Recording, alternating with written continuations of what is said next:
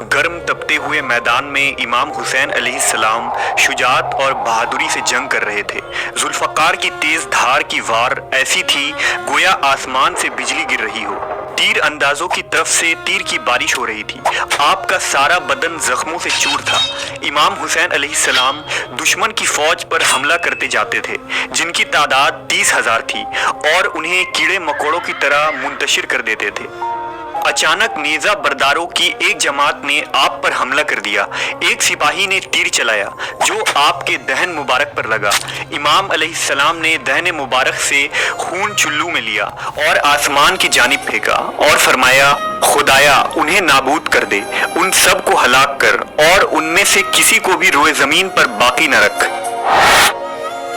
नबी सल्लल्लाहु अलैहि वसल्लम के प्यारे नवासे को इस बेरहमी से क्यों शहीद किया गया?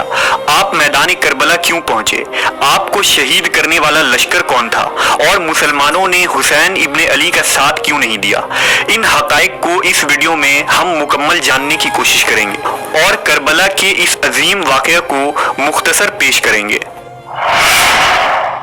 वाक़या करबला सिर्फ तारीख़ इस्लाम ही नहीं बल्कि तारीख़ इंसानियत का बेहद दर्दनाक वाक़या है। ये दुनिया का वाहिद ऐसा वाक़या है जिससे आलम की तमाम चीज़ें मुतासिर हुई।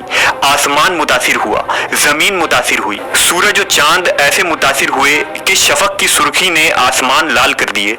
ये वो गम अंगेज़ और अलमनाक वाक़या था जिसने जानदार और बेजान को खून के आंसू रुला दिए, जिसका पस मंज़र नबी सल्लल्लाहु अलैहि वसल्लम और आपकी औलाद की दुश्मनी थी। नबी सल्लल्लाहु अलैहि वसल्लम के वफात हुए 50 साल गुजर चुके थे। आप सल्लल्लाहु अलैहि वसल्लम के नवासे इमाम हुसैन नमाज मगरिब के मुसल्ले पर तशरीफ फरमा थे।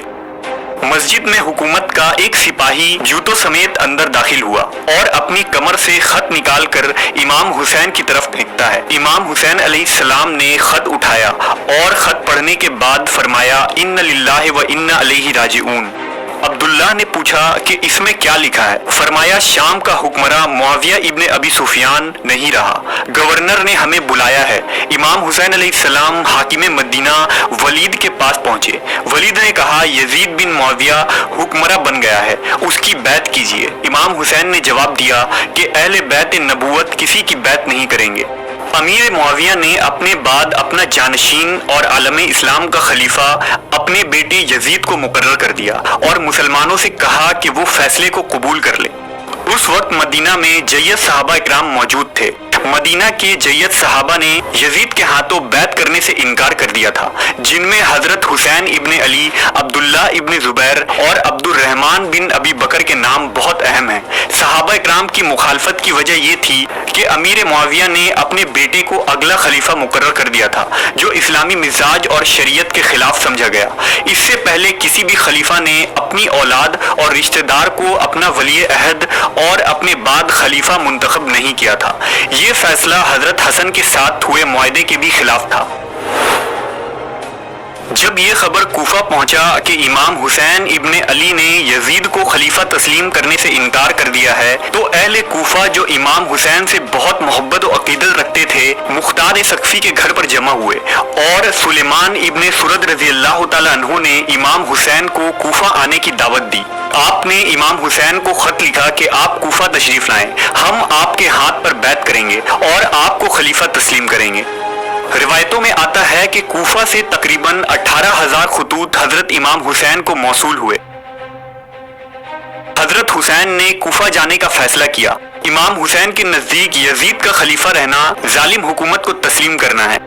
यजीद की खिलाफत इस्लाम और शरीयत के खिलाफ थी।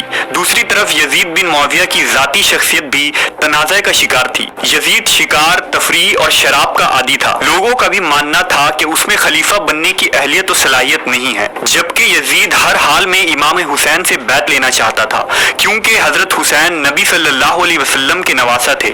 उनकी बैत के बाद ही यजीद की खिलाफत मुस्तहकम हो सकती थी और आलम इस्लाम में खिलाफत की अहमियत तस्लीम की जाती, जबकि इमाम हुसैन उसे नाअहल समझते थे और उसके खिलाफ खुरूज करना फर्ज ऐन समझते थे। कूफा वालों पर भरोसा करते हुए हजरत हुसैन पहले मदीना से मक्का रवाना हुए और वहां अपने अहले बैत, जानिसार और साथियों के साथ कूफा के लिए रवाना हुए। جب یزید کو خبر ملی تو اس نے عبید اللہ ابن زیاد جو کہ ایک ظالم شخص تھا اسے کوفہ کا گورنر مقرر کر دیا اور اسے حکم دیا کہ امام حسین ابن علی کوفہ پہنچنے کی کوشش کریں تو راستے میں ہی انہیں روک دیا جائے۔ ابن زیاد نے ایک لشکر روانہ کیا اور امام حسین اور ان کے ساتھیوں کو وہیں روک دیا۔ 3 محرم کو عمرو بن سعد 4000 فوج لے کر کربلا پہنچا۔ یزید اپنے گورنر کے ذریعہ اپنی باتوں کو قبول کروانے کے لیے امام حسین پر دباؤ ڈالتا رہا۔ جب امام حسین نے یزید کے شرائط کو نہیں مانا تو آخرکار دشمنوں نے فرات پر فوج کا پہرا لگایا۔ 7 محرم کے بعد حضرت حسین اور آپ کے پورے جانثاروں اور اہل بیت کو پیاسے رہنے پر مجبور کر دیا گیا۔ آپ کو نہر فرات سے پانی لینے کی اجازت نہیں تھی۔ 3 دن گزر جانے کے بعد جب امام کے گھر والوں کے بچوں کو پیاس لگنے لگی تو حسین علیہ السلام نے یزیدی فوج سے پانی طلب کیا۔ دشمن نے پانی دینے سے انکار کر دیا۔ دشمنوں نے سوچا کہ امام حسین پیاس سے ٹوٹ کر ہمارے تمام حالات کو قبول کر لیں گے۔ جب 3 دن کی پیاس کے بعد بھی امام نے یزید کی بیعت نہیں مانی تو دشمنوں نے آپ کے خیموں پر حملہ کرنا شروع کر دیا۔ امام حسین نے 1 رات کی مہلت طلب کی۔ عاشورہ کی اس رات حضرت حسین اور آپ کے اہل خانہ نے اللہ کی عبادت کی اور یزیدی فوج کو مخاطب کر کے امام حسین نے ایک تقریر کی۔ آپ نے فرمایا، اے لوگو جلدی نہ کرو، پہلے میری بات سن لو۔ لوگو تم میرے حسب و نسب پر غور کرو اور دیکھو کہ میں کون ہوں۔ اپنے گریبانوں میں جھانکو اور اپنے آپ کو ملامت کرو۔ تم خیال کرو کہ کیا تمہیں میرا قتل اور میری توہین زیب دیتی ہے؟ کیا میں تمہارے نبی کا نواسا اور ان کے چچیرے بھائی کا بیٹا نہیں جنہوں نے سب سے پہلے اللہ کی آواز پر لبیک کہی اور اس کے رسول پر ایمان لائے؟ کیا سید الشہداء امیر حمزہ میرے والد کے چچا نہ تھے؟ کیا جعفر طیار میرے چچا نہ تھے؟ کیا تمہیں رسول کا وہ قول یاد نہیں جو انہوں نے میرے اور میرے بھائی کے بارے میں فرمایا تھا کہ ہم دونوں نوجوانان جنت کے سردار ہوں گے؟ یزید کی فوج پر اس تقریر کا کوئی اثر نہ ہوا، صرف حر ابن یزید تمیمی پر اس تقریر کا اثر ہوا اور وہ یہ کہتے ہوئے امام حسین کی طرف آ گیا کہ یہ جنت یا دوزخ کے انتخاب کا موقع ہے۔ عاشورہ کے دن تک آپ کے تمام بیٹوں اور بھائیوں کو میدان کربلا میں شہید کر دیا گیا، جن میں علی اکبر، عباس، علی اصغر، اون و محمد شامل ہیں۔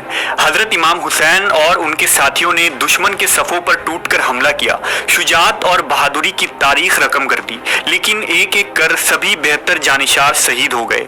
آخر میں حضرت حسین علیہ السلام کو بھی دشمنوں نے چاروں طرف سے گھیر لیا، لیکن ان میں سے کوئی بھی امام حسین کو قتل کرنے کا گناہ اپنے سر نہیں لینا چاہتا تھا۔